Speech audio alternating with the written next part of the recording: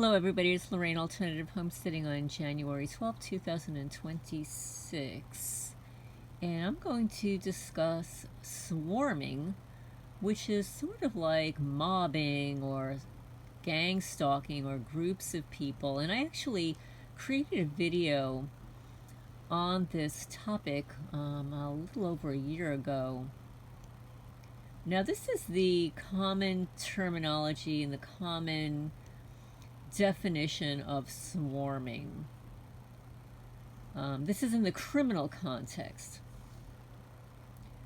In a criminal context, swarming typically refers to a tactic used by groups of individuals to overwhelm a target or victim through coordinated and simultaneous actions. It often involves a large group converging on a specific location or target, such as a store, an individual, or a public place, with the intent to commit crimes such as theft, vandalism, assault, or disruption of public order. And swarming can happen for various reasons, including opportunistic crimes.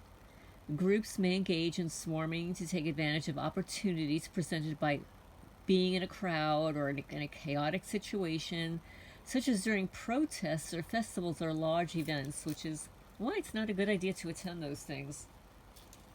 Then, of course, there's the criminal collaborations.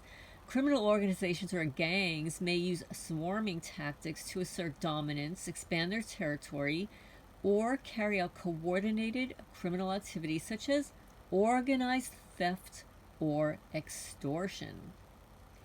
And then there's the social media influence. Where you got a bunch of cyber stalkers attacking one person and creating videos about them and harassing them, etc.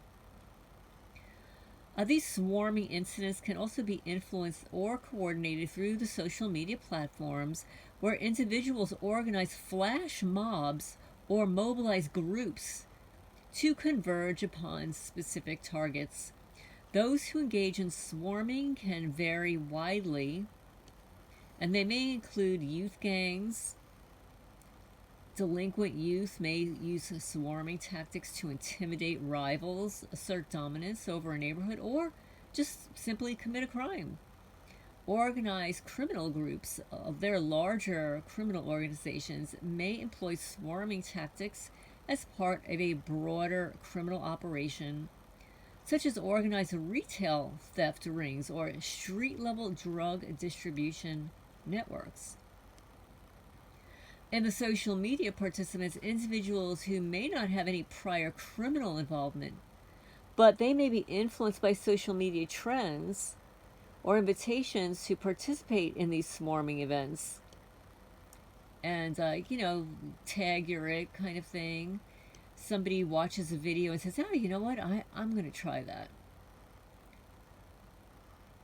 So what they do is they will invite people to participate in swarming events organized online. These swarming incidents can pose significant challenges to law enforcement due to the rapid and decentralized nature of the attacks, making it difficult to predict and respond to effectively. Preventing swarming often requires a combination of community engagement, targeted policing strategies, and measures to address underlying social and economic factors that are contributing to this criminal behavior. So now basically I was cleaning out my download folder and I located a document on swarming. And it's entitled Swarming and the Future Conflict. Let's see, here it is. Swarming, that means that you've got people all around you, and it's been said that with a targeted person that you always have somebody within 30 feet of you.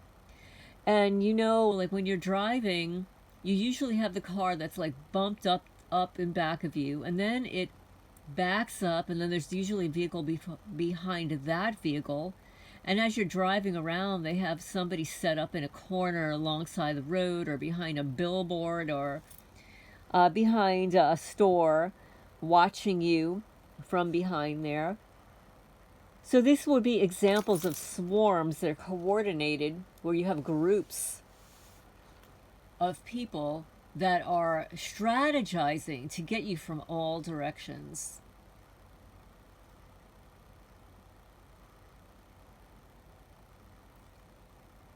This is by means of a sustainable pulsing of force.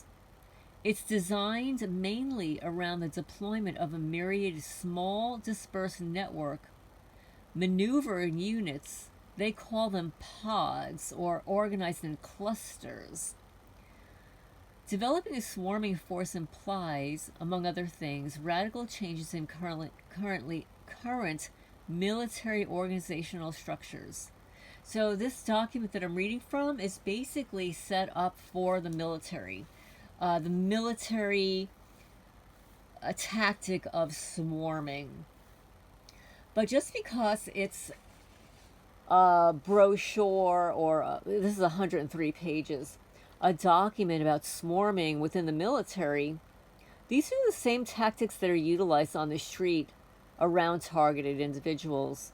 And particularly since many of the people that are harassing you may be former military, maybe former law enforcement, in addition to your neighbors and infraguard, etc. So from command and control of line units to logistics, profound shifts will have to occur to nurture this way of war. They're calling it a way of war. These swarming tactics are war. Our study examines the benefits and also the costs and risks of engaging in such serious doctrinal change. Examples of swarming can be found throughout history, but it's only now able to emerge as a doctrine in its own right. That is largely because swarming depends on a devolution of power to small units and a capacity to interconnect those units that has only recently become feasible due to the information revelation. Swarming is engaging an adversary from all directions simultaneously. It's either with fire by force, and one of 4 types of doctrines that have been long around time.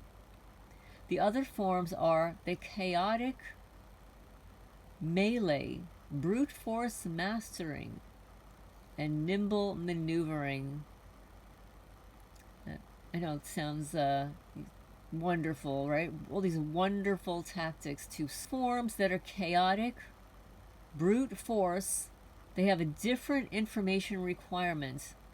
Melees, requiring the least, need more than massing, and swarming depending completely on robust, rapid communications. So, you'll see when you're swarmed, when you're mobbed on the street, they're connecting with each other through their cell phones, through whatever app they have to connect with each other rapidly. People are always saying, targeted people are always saying, how do they know I'm going to walk out my front door? It's a relay system.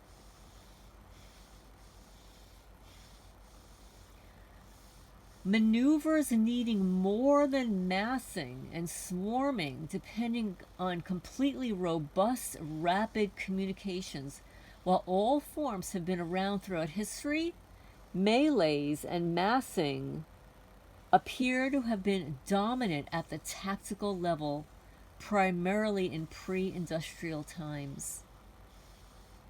But actually, such paragons of maneuver as Alexander the Great, Genghis Khan, are overshadowed by the long procession of mass-oriented militaries, a point borne out by the brief emergence of the empires they created. Of a newly energized military doctrine, quote-unquote BattleSwarm. One requirement, well-informed, deadly small units, is already coming into being, but Giving them properly networked and getting a new doctrine to take hold will not be an easy process. Given the continued popularity and apparent information operations, especially the part of I/O, organizational imperative. This is what they do. They adopt network forms, new technologies, devolve power, mobility to small forces, imperil large traditional formations. Whoever masters the network form gains advantages. Then there is the doctrinal imperative. This is built on the concept of swarming, behavior that is mostly effective for networks of small, dispersed mobile units that have top sight. Swarming emerging across a spectrum of conflict. Then there's organizational doctrine as important as technology. The criminals are actually trying to knock me out as I'm doing this, so if you hear any pauses, that's why. I'm going to edit some of this out, and I hope everybody's doing well. And we'll get more into this on another date.